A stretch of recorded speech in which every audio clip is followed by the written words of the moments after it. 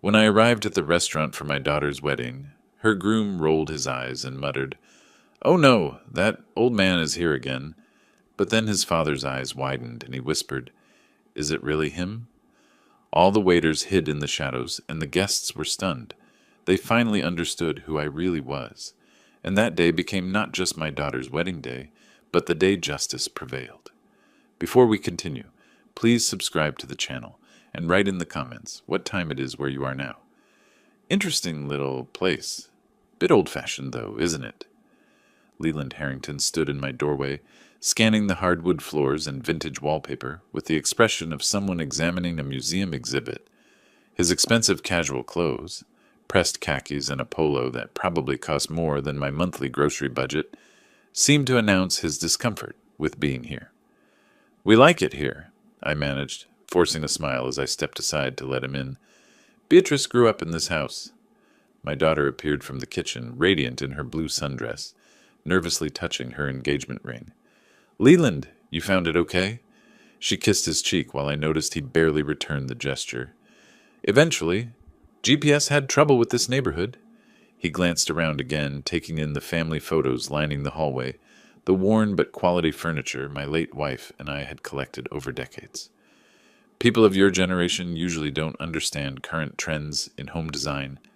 The words hit like a slap, delivered with such casual dismissiveness that I almost missed their sting. Beatrice's face flushed pink. "Dad's been cooking all morning. Come on, let's eat." I'd spent hours preparing lamb chops with rosemary, roasted vegetables, and fresh bread. The dining room table gleamed with my best dishes, cloth napkins folded just so. Leland settled into his chair like he was doing us a favor, immediately checking his phone. "So, Leland," I began, serving the plates, "Beatrice tells me you work in finance?" "Investment consulting, high-end portfolio management." He cut his lamb with surgical precision, took a small bite, then set his fork down. "Complex stuff. Requires understanding market dynamics that, well, most people your age wouldn't grasp." Beatrice jumped in quickly. "Dad's very financially savvy, actually. He's always given me great advice about—" "I'm sure he has." Leland's smile was thin. "Different generations, different approaches. Nothing wrong with keeping things simple." Simple. As if my life's work was a child's lemonade stand. I watched him push food around his plate, taking tiny bites like he was afraid of contamination. The man my daughter loved couldn't even pretend to enjoy the meal I'd poured my heart into. "This house has such character," Beatrice said, desperately trying to steer conversation to safer ground. "The original crown molding, the bay windows." Leland glanced at his watch. "Could use updating, though. These old places, you know? Outdated electrical, probably asbestos in the walls. When we're married, we'll definitely want something more modern. Contemporary design, smart home features." When we're married, not if. When. As if my daughter's future was already decided, her childhood home already condemned. I refilled his water glass, though he hadn't asked. "Have you two thought about the wedding yet? Any ideas about venues?" Beatrice's eyes lit up. "Oh, yes. We've been looking at—" "The finest establishments in the city," Leland interrupted. "Money's no object, of course. We want something that reflects our status properly." Our status. I noticed he said "our," but looked only at me when he said it, as if establishing dominance over some imagined territory. The fog outside my windows was thickening, typical late afternoon San Francisco weather. Inside, the temperature seemed to be dropping too. I served dessert, homemade apple pie, and watched Leland take one polite bite before abandoning it entirely. "Well," he said, checking his phone again, "I suppose we should discuss the practical details. Wedding planning, guest lists, that sort of thing." His tone suggested we were planning a business merger rather than celebrating love. I looked at my daughter, still trying to keep conversation flowing, still trying to make this work. Her happiness mattered more than my bruised pride, but something cold was settling in my chest, a calculation beginning to form. This man saw us as obstacles to overcome, problems to solve, outdated fixtures to be replaced. He'd made that clear enough. What he didn't know was that some old things have sharp edges when handled carelessly. The conversation was shifting toward wedding venues now, Beatrice mentioning places she'd seen online. Perfect timing for my next move. I know a wonderful restaurant for weddings, I said, clearing the last of the dinner plates. Reasonable prices, but excellent quality. The chef there does amazing work with reasonable prices? Leland's fork clattered against his dessert plate. We're not beggars. The wedding will be at my father's restaurant, Harrington's Prime, the finest establishment in the city. His voice had jumped 2 octaves. Beatrice nearly spilled her coffee. Leland, calm down. Dad was just trying to help. Help? He stood up so abruptly his chair scraped against the hardwood. Your father thinks we need help finding a reasonable venue? Do you understand what kind of insult that is? I kept my voice level, curious. I apologize. I didn't realize your family was in the restaurant business. Not just any restaurant business. His chest puffed out like a rooster defending territory. Harrington's Prime. 5-star dining. We've hosted governors, tech executives, international dignitaries. The wedding industry calls us when they want true luxury. That sounds impressive, I said, genuinely interested now. Whereabouts is it located? Downtown Financial District. Corner of Montgomery and Bush. Pride radiated from every word. My father built that empire from nothing. Started with one small bistro 30 years ago. Now we're the premier fine dining destination in Northern California. Beatrice was shooting warning looks between us, but I pressed gently forward. Your father must be quite the businessman. How many employees does a place like that require? 47 full-time staff. Executive chef poached from New York. Sommelier trained in France. Host staff that speaks multiple languages. Each detail delivered like ammunition. The kitchen alone cost more to build than most people make in 5 years. And you're involved in the day-to-day operations? I handle the business side. Financial planning. Investment strategies. Vendor negotiations. His earlier condescension was replaced by aggressive pride. Someone has to keep the books straight when you're running a multi-million-dollar operation. Multi-million-dollar? 47 employees. Downtown real estate. The numbers were adding up in my head, creating a picture I found very interesting indeed. That's fascinating, I said. I imagine the overhead must be enormous. Rent in that area alone. Rent? Leland laughed, but there was an edge to it. We own the building, bought it outright in 2019. No bank loans, no investors. Pure family money. Pure family money. I filed that detail away carefully. Beatrice had gone quiet.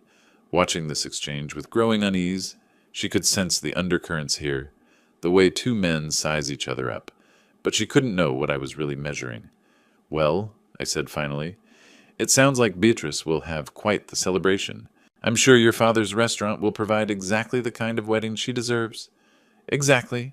Leland straightened his polo shirt, satisfied he'd established proper hierarchy. The Harrington name means something in this city.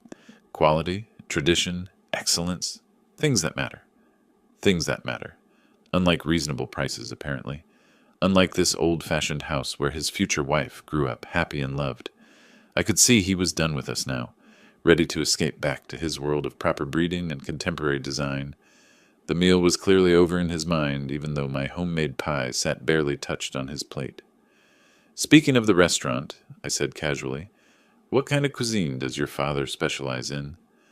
New American with French influences. Prix-fixe menus starting at $120 per person. Wine pairings extra. We're booked solid through December. He checked his watch again, more obviously this time. Actually, I should probably head out soon, early morning tomorrow. The fog outside had thickened into proper San Francisco gloom, and I could see Leland was already mentally out the door. But he'd given me exactly what I needed. Pride-fueled details about the family business, specific location information, financial bragging disguised as conversation. 47 employees depending on Harrington's Prime for their livelihoods. Multi-million-dollar operation. Prime real estate owned outright. All very impressive, and all very vulnerable if something went wrong. Of course, I said. Thank you so much for coming. This has been educational. Well, I really should get going. Leland stood abruptly, already reaching for his jacket. The evening fog had settled thick outside the windows, and he seemed eager to escape before it got worse. The goodbye was awkward, a brief handshake for me, a distracted kiss on Beatrice's cheek. I'll call you tomorrow about the venue details, he told her, already moving toward the door. We need to lock in dates soon. I watched from the porch as he climbed into his black BMW. Of course it was a BMW, and pulled away with unnecessary acceleration. The taillights disappeared into the fog within seconds, leaving behind only the faint smell of expensive exhaust. Beatrice stood beside me, her arms wrapped around herself against the chill. "I'm sorry about Leland," she said quietly. "He's just very protective of the family business. Sometimes he gets defensive when people suggest reasonable alternatives." She winced. "Dad, please. He didn't mean anything by it. His father's worked so hard to build that restaurant. They're proud of what they've accomplished." "I understand pride," I said, guiding her back inside where warmth waited. "But pride and arrogance aren't the same thing." We settled in the living room where the lamplight was softer, more forgiving. Beatrice curled into the corner of the sofa, the same spot she'd claimed as a child when we had our serious talks. "He made you feel small," she said finally. I could see it, the way he talked about the house, about your suggestions. Her voice was thick with embarrassment. I tried to redirect the conversation, but he just kept going. "Beatrice." I sat across from her, leaning forward. "I need you to do something for me, and I need you not to ask questions about it right now." Her eyebrows lifted. "What kind of something?" "Don't tell him about my work, what I do for a living, where I work, any of it. Just keep that information private for now. Dad, he already thinks you're just some retiree puttering around the house. Why would I need to? Just trust me on this one. Can you do that?" She studied my face, searching for clues I wasn't ready to give. Finally, she nodded. "Of course, but you're being mysterious, and I don't like mysteries. Sometimes mysteries have good reasons behind them." A car door slammed outside, Leyland's BMW returning. Beatrice jumped up to look out the window. "He's back. Probably forgot something." But instead of coming to the door, I heard the engine rev again. Through the fog, I caught a glimpse of Beatrice running toward the street, her blue dress bright against the gray evening. She'd left her jacket inside. I watched from the window as she climbed into the passenger seat.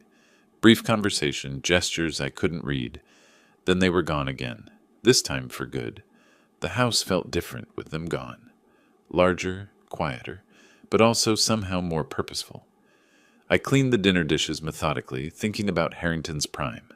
Corner of Montgomery and Bush, 47 employees, multi-million-dollar operation, family ownership. Leland Harrington thought he knew exactly what kind of man I was. Some simple retiree who didn't understand modern business, who lived in an old-fashioned house and made naive suggestions about reasonable restaurant prices. A man whose daughter had risen above her modest beginnings to catch herself a prize. He had no idea that some old things are more dangerous than they appear. I dried the last plate and headed upstairs to my office. Time to do a little research about the Harrington family business. Just out of curiosity, of course. Just to better understand the empire my future son-in-law was so proud of. My computer hummed to life in the darkness, the screen's glow reflecting off the window where fog pressed against the glass, like curious fingers. My office felt like a sanctuary after the afternoon's performance. 2 computer monitors hummed to life as I settled into the worn leather chair that had witnessed countless late-night research sessions. Outside, the fog was thickening into evening, but inside, fluorescent light cast everything in sharp focus. I typed Harrington's Prime San Francisco into the search bar and watched the results populate. Their website appeared first. Glossy photos of perfectly plated dishes, elegant dining room shots, testimonials praising exceptional cuisine and impeccable service, the kind of marketing polish that costs serious money. Location confirmed, 847 Montgomery Street, corner of Bush. Downtown Financial District, just as Leland had boasted. Hours, Tuesday through Saturday, 5:30 to 10:30 p.m. Closed Sundays and Mondays. Prix Fix menus starting at $120 per person, exactly as he'd said. But websites lie. Reviews tell different stories. I clicked through to Yelp, Google Reviews, OpenTable ratings. The pattern emerged quickly, too quickly for comfort. Mixed reviews leaning heavily negative over the past 6 months. Complaints about slow service, overpriced mediocre food, staff who acted like they were doing customers a favor. Waited 45 minutes for appetizers, read one recent review. Steak was overcooked and cold. When I mentioned it, the waiter rolled his eyes and said the kitchen was backed up. Never again. Another. Beautiful space. Terrible execution. Our server disappeared for 20-minute stretches. Food was lukewarm when it finally arrived. For these prices, completely unacceptable. I pulled out a yellow legal pad, old habits from decades of taking notes, and started writing. Service complaints, consistent across multiple reviews. Food quality, declining over past year. Staff attitude, universally described as condescending or indifferent. Maybe these were just competitors writing fake reviews. Maybe disgruntled customers with unrealistic expectations. But the patterns were too specific, too detailed. Real customers mentioned specific dishes, specific servers, specific dates. This wasn't a coordinated attack. This was a business in decline. My pen tapped against the desk as I read deeper. Health Department inspection reports from the city website. 2 violations in the past 8 months. Improper food storage temperatures. Inadequate hand-washing stations. Minor infractions, but telling ones. Good restaurants don't accumulate violations. Leland had painted a picture of culinary excellence. 5-star dining. Governors and tech executives, choosing Harrington's Prime for important occasions. But the evidence suggested something different entirely. A restaurant trading on past reputation while current operations crumbled. I leaned back in my chair, staring at the screen. This wasn't just about my daughter's wedding venue anymore. This was about her future with a man whose family business might be built on quicksand. The clock on my computer read 5:30 p.m. Dinner time for most people, but Harrington's Prime didn't open until Tuesday. I had 2 days to decide whether to investigate further or trust that the negative reviews were outliers, that Leland's confidence was justified. 2 days to choose between protective father and interfering old man. I closed the laptop with a soft click, but the restaurant's address was already memorized. 847 Montgomery Street, Tuesday through Saturday. Maybe it was time to see for myself whether the Harrington empire was as solid as Leland claimed. Monday dragged past like a guilty conscience. I'd spent the weekend replaying Saturday's lunch, analyzing every condescending comment, every dismissive gesture. By Monday evening, curiosity had hardened into determination. The downtown fog hung thick as I walked the 3 blocks from the Montgomery Street BART station to 847 Montgomery. Harrington's Prime occupied the ground floor of a renovated 19th century building, its facade promising old-world elegance, brass fixtures, etched glass windows, burgundy awning with gold lettering. First impressions mattered in the restaurant business, and theirs made the right statement. A hostess in black dress and forced smile greeted me. "Good evening. Do you have a reservation?" "I was hoping you might have something available. Just for one." Her eyes swept over my casual blazer and khakis. "Acceptable, but not impressive. We're quite busy tonight, but I think we can accommodate you." The tone suggested she was doing me a favor. "Right this way, please." She led me to a small table near the kitchen doors, the kind of spot reserved for walk-ins and customers the staff considered unimportant. Fine by me. Better view of operations from here anyway. The dining room tried hard to evoke sophistication. Dark wood paneling, crisp white tablecloths, subdued lighting from crystal fixtures. But my trained eye caught the details others missed. Water spots on the glasses, slight tears in the upholstery, carpet worn thin in the high traffic areas. The kind of accumulated wear that suggested deferred maintenance, corners cut where customers wouldn't immediately notice. A waiter approached, menu in hand. Young man, probably college-aged, with the particular brand of arrogance that comes from working somewhere that considers itself exclusive. "Can I start you with something to drink?" he asked, though his attention was already drifting to more promising tables. "Just water for now. I'd like a few minutes with the menu." He nodded and disappeared without enthusiasm. I studied the offerings. New American cuisine with French influences, exactly as Leland had described. Filet mignon for $58. Lobster risotto for $42, duck confit for $39, premium prices for what better be premium execution. Around me, the restaurant hummed with the kind of forced energy that comes from staff trying too hard. Servers moved with studied efficiency, but I noticed the timing was off. tables receiving appetizers while others still waited for drink orders, entras arriving before appetizers were cleared, basic service rhythm completely disrupted. The couple at the table next to mine was discussing their delayed meal in increasingly frustrated whispers. 20 minutes for bread service, the woman muttered. At these prices, this is ridiculous. When my waiter returned, I was ready. I'll have the filet mignon, medium rare, with the potato gratin. Of course, he said, but there was something in his tone, a barely concealed smirk, as if my order amused him somehow. That'll be right out. Right out turned into 45 minutes. I watched other tables receive their food while mine remained conspicuously empty. When the plate finally arrived, the steak was overcooked and lukewarm. The potato gratin congealed into an unappetizing mass. "How is everything?" the waiter asked perfunctorily, already moving away before I could answer. "Actually," I called him back, "this steak is well done, not medium rare." He glanced at the plate with theatrical concern. "Oh, well, the kitchen's really backed up right now. I could ask them to fix it, but it'll probably be another 30 minutes." Another 30 minutes. At a restaurant that charged premium prices and claimed exceptional service. I thought about the health department violations, the negative reviews, the declining standards hidden behind marketing polish. "That's fine," I said. "I'll eat it as is."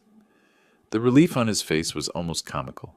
Clearly, most customers who complained were made to wait long enough that they gave up. Efficient way to avoid kitchen costs while maintaining the illusion of fine dining. I ate slowly, observing everything. Staff huddled in corners, complaining about customers and management. Kitchen sounds of dropped pans and raised voices. The unmistakable atmosphere of a workplace where standards had slipped and no one particularly cared about fixing them. By the time I signaled for the check, I had everything I needed to know about Harrington's Prime. This wasn't a five-star establishment hosting governors and tech executives. This was a failing restaurant coasting on reputation while delivering substandard service to customers, who were either too polite or too intimidated to complain effectively. My daughter wanted to hold her wedding reception here. The thought made my stomach clench tighter than the overcooked steak. The check sat on my table like an accusation. $87 for a mediocre meal and indifferent service. I was reaching for my wallet when I heard a door slam somewhere behind me, followed by sharp footsteps on hardwood. "What is he doing here?" The voice carried across the dining room with unmistakable authority and anger. I turned to see Leland emerging from what appeared to be a back office, his face flushed red as he spotted me at my corner table. Other diners began to notice the commotion, conversations dropping to whispers. He strode across the restaurant like a man approaching battle, weaving between tables with barely controlled fury.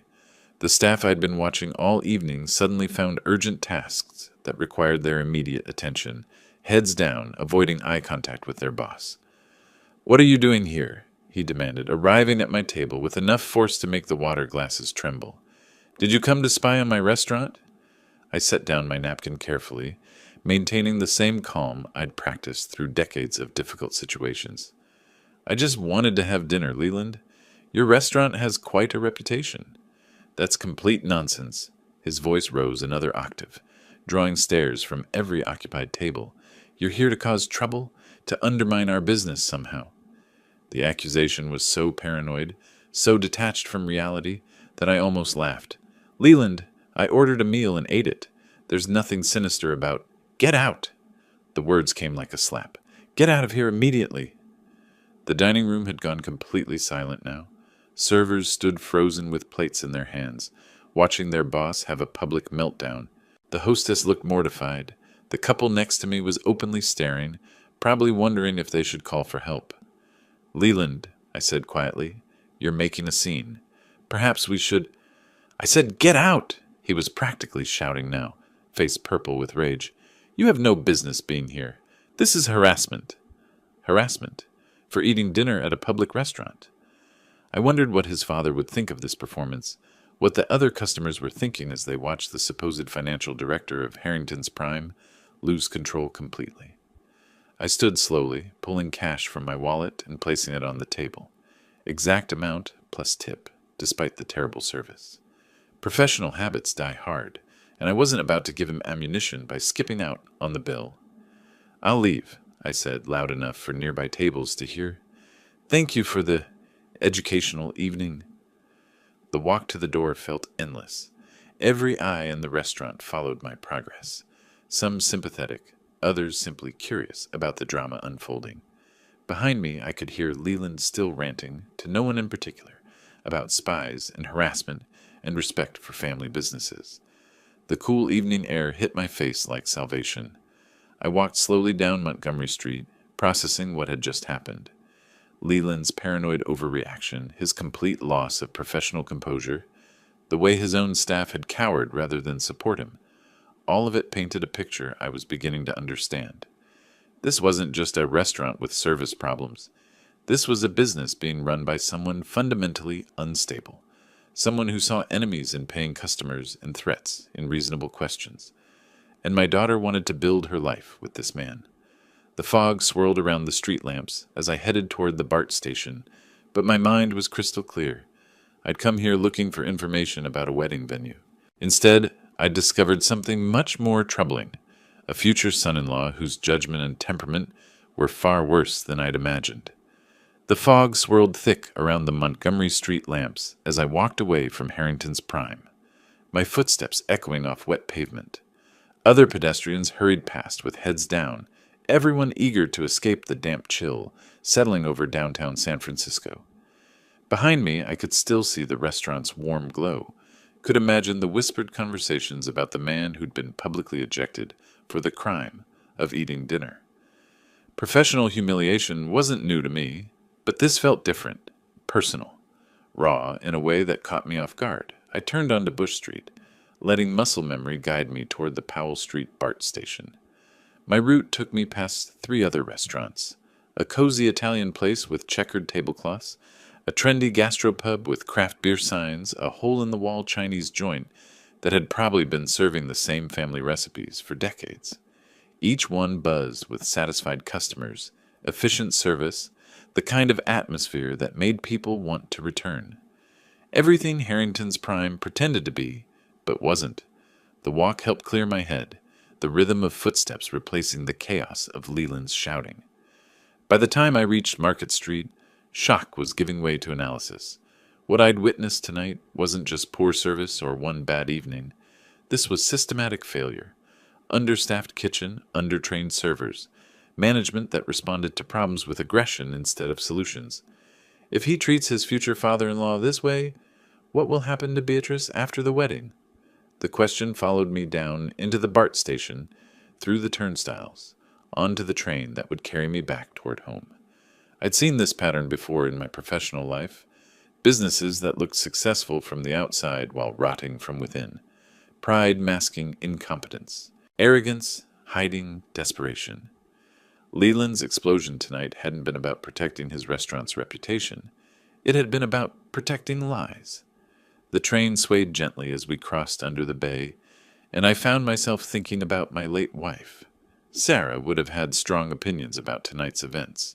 She'd always been better at reading people than I was, quicker to spot the warning signs that someone wasn't what they seemed. "Trust your instincts," she used to say.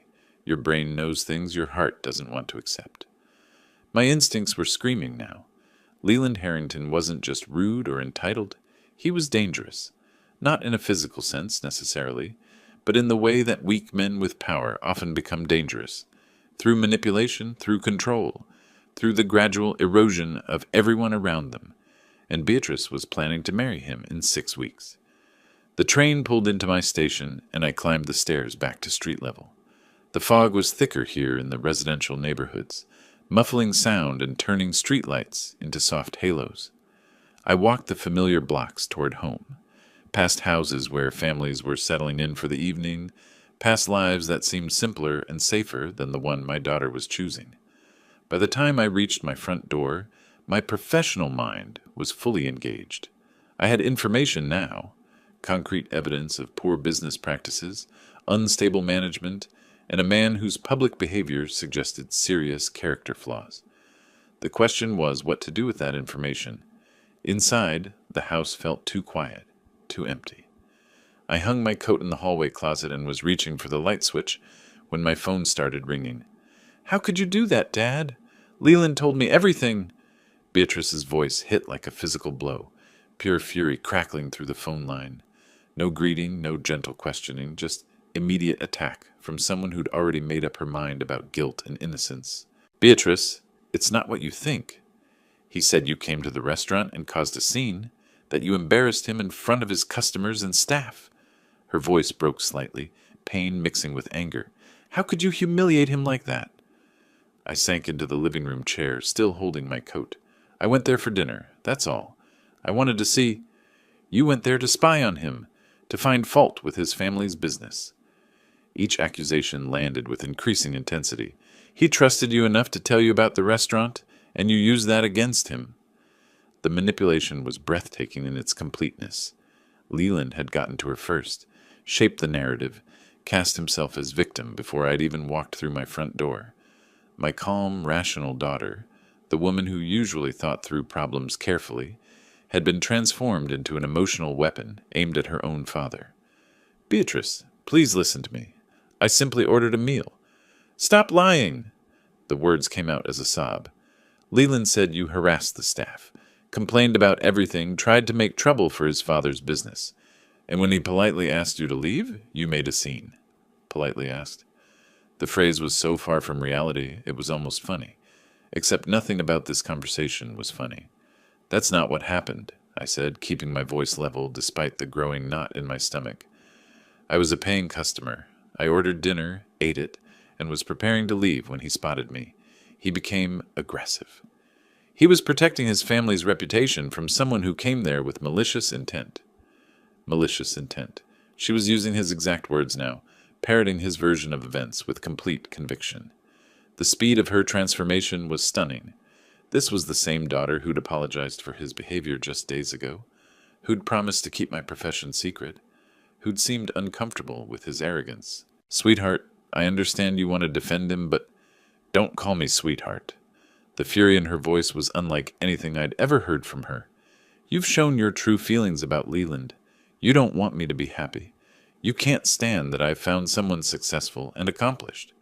That's not true. I want nothing more than your happiness. Then why did you go to his restaurant to cause trouble? Why couldn't you just stay out of our lives? Stay out of our lives. The phrase cut deeper than the accusations.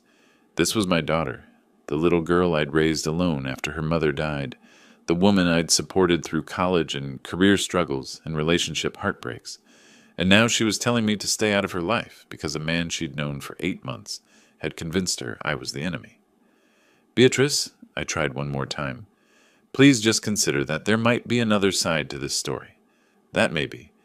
There is no other side. Her voice was final, absolute. I believe the man I'm going to marry. I believe someone who loves me. And if you can't respect that, if you can't respect him, then maybe you shouldn't be part of our wedding. The threat hung in the air like smoke. I sat in my dark living room, still wearing my coat, listening to my daughter's harsh breathing through the phone. Outside, the fog pressed against the windows like curious ghosts. I see, I said quietly.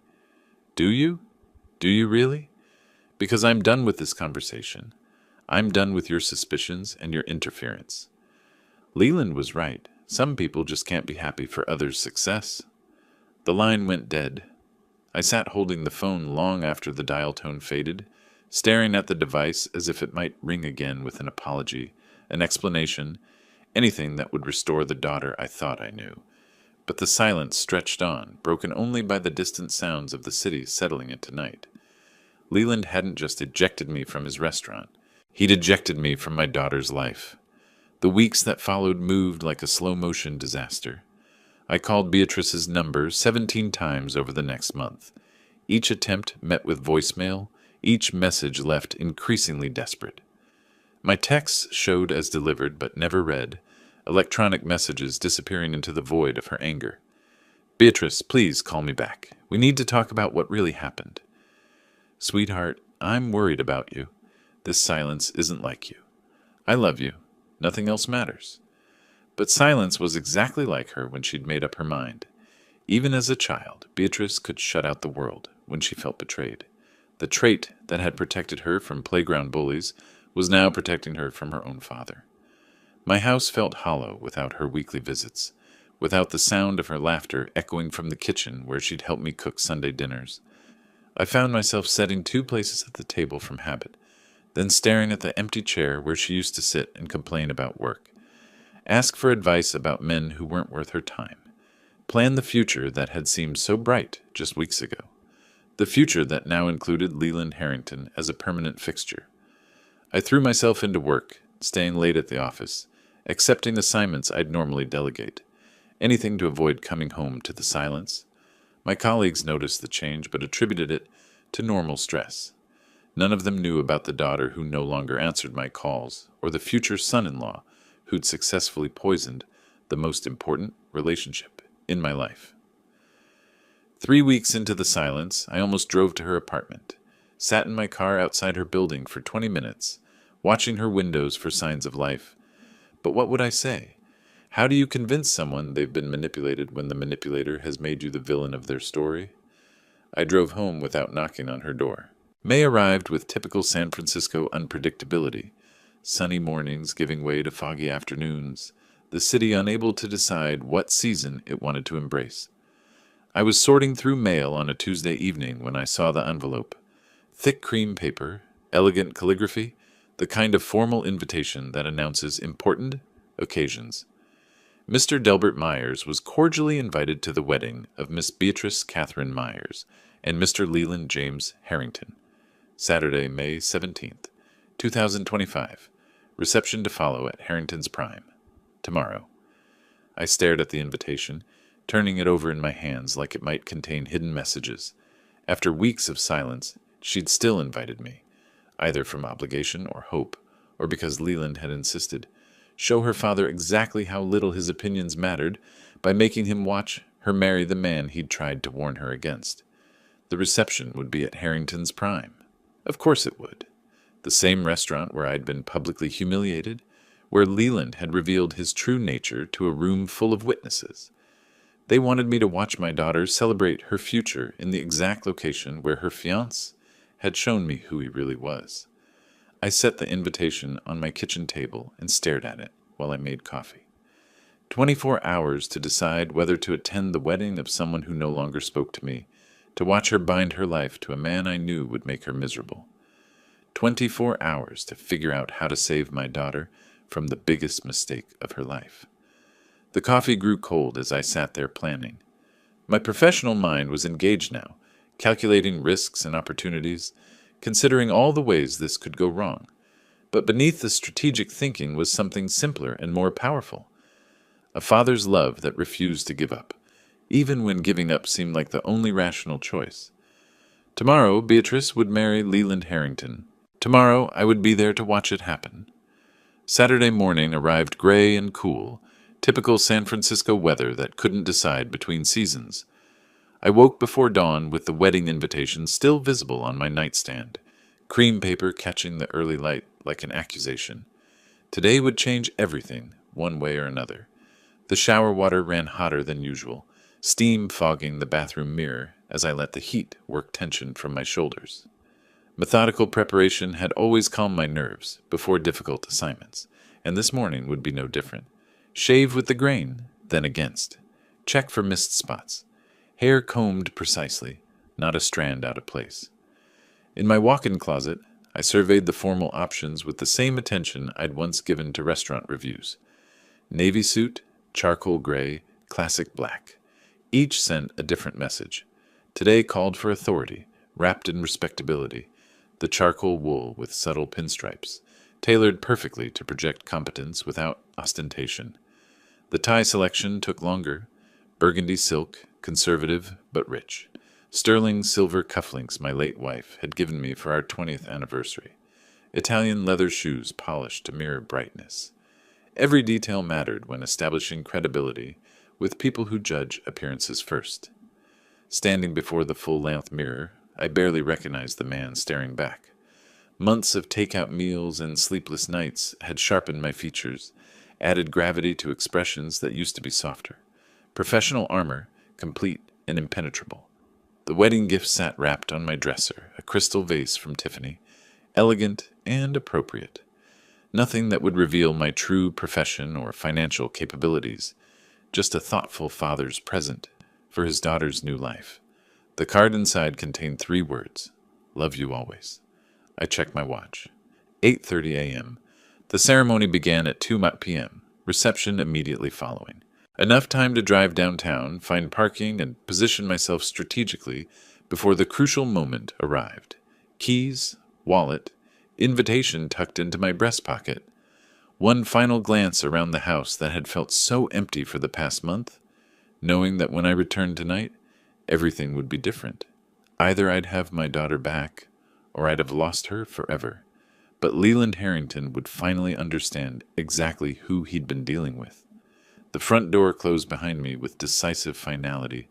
Time to remind certain people that respect isn't negotiable, and that some old men bite harder than others expect.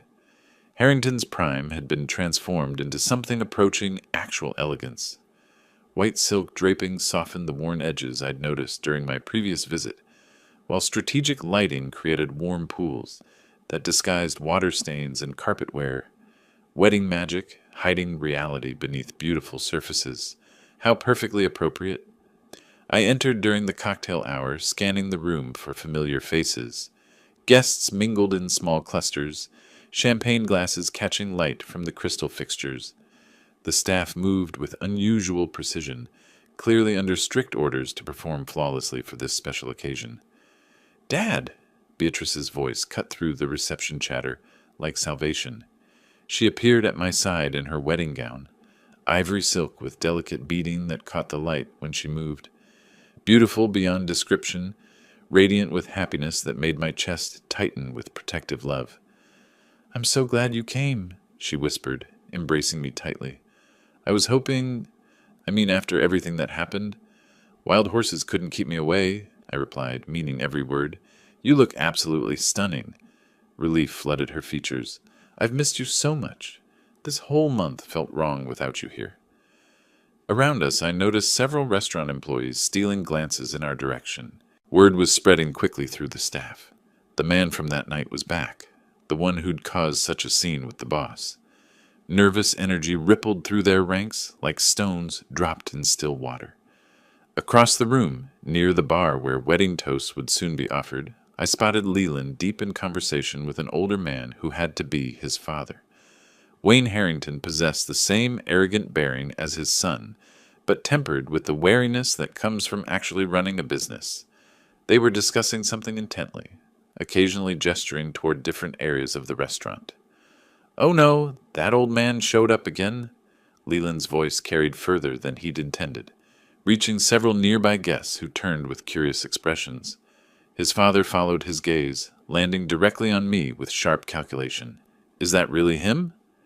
Wayne's response held notes I couldn't immediately interpret. Recognition, perhaps, or concern that went deeper than simple wedding guest management. The conversation between father and son continued in lowered tones, but their body language spoke volumes.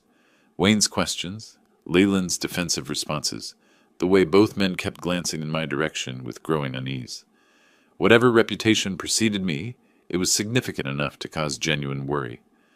I stayed close to Beatrice, playing the devoted father role while observing everything with professional detachment. Staff members whispered among themselves, some pointing discreetly in my direction. Guests began to notice the undercurrent of tension, conversations growing quieter as people sensed drama, brewing beneath the wedding's polished surface. Wayne Harrington straightened his tie and began walking purposefully in our direction, his expression carefully neutral, but eyes sharp with assessment. The moment I'd been waiting for was finally approaching. Behind him, Leland watched with visible anxiety, clearly dreading whatever conversation was about to unfold. Time for introductions. "Good afternoon." Wayne Harrington extended his hand with practiced hospitality, but I caught the careful way he studied my face. "I'm Wayne Harrington, father of the groom and owner of this establishment. I don't believe we've been properly introduced." "Delbert Myers," I replied, accepting his handshake with firm confidence, "father of the bride." "Ah, yes, of course. How do you find my restaurant? I do hope everything meets your expectations." The question hung in the air between us. loaded with more weight than simple politeness. Around us, nearby guests had begun to listen, sensing significance in this seemingly casual exchange. "Don't worry," I said with careful precision, my voice carrying just far enough to reach interested ears. "Today I'm just a guest, not a restaurant critic." The effect was immediate and electric. Wayne's handshake faltered, his eyes widening with sudden recognition. Several guests who'd been half listening snapped to attention, the words "restaurant critic" rippling through the crowd like wildfire. Staff members froze mid-service, understanding immediately that their previous treatment of this man had been catastrophically inappropriate. "You're—" Wayne began, then stopped himself, diplomatic training warring with obvious dismay. "Delbert Myers, San Francisco Chronicle," I confirmed calmly, "though as I said, today I'm simply here to celebrate my daughter's wedding." Beatrice stared at me with shock and dawning understanding. "Dad? You're a restaurant critic? That's your job?" Before I could answer, Leyland appeared at my elbow, his face pale and desperate. The arrogant man who'd publicly humiliated me 6 weeks ago had been replaced by someone who understood exactly how much trouble he was in. "Please," he said quietly, his voice thick with barely controlled panic. "Please forgive me. I had no idea who you were. I never would have. The way I treated you." "I see." I studied his face with the same clinical attention I'd once reserved for overcooked steaks and pretentious wine lists. "Forgiveness takes time, Leyland, especially since, because of your behavior, my daughter didn't speak to me for a month." The wedding reception continued around us, but our small circle had become the center of attention. Wayne worked frantically to manage the situation with diplomatic smiles and quiet damage control, while staff members exchanged horrified glances about their previous service. Leland's hand shook slightly as he reached for his champagne glass. "Whatever I can do to make this right, and anything at all." "What you can do," I said with measured calm, "is treat people with respect in the future, regardless of who they are or what you think they can do for you." Beatrice slipped her arm through mine, understanding finally dawning in her eyes. "This is why you asked me not to tell him about your work. Sometimes it's useful to see how people behave when they think no one important is watching," I replied, watching Leland's face cycle through shame, fear, and desperate calculation. The man who'd called me an interfering old fool, who'd had me thrown out of his restaurant like a common troublemaker, now stood before me seeking forgiveness he hadn't earned. Justice served not through revenge, but through the simple revelation of truth.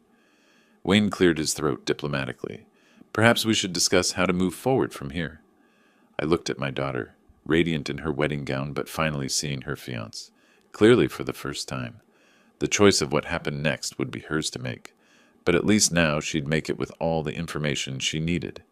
If you liked this story, please like this video, subscribe to the channel, and share your impressions of this story in the comments. To listen to the next story, click on the box on the left. Thank you for watching.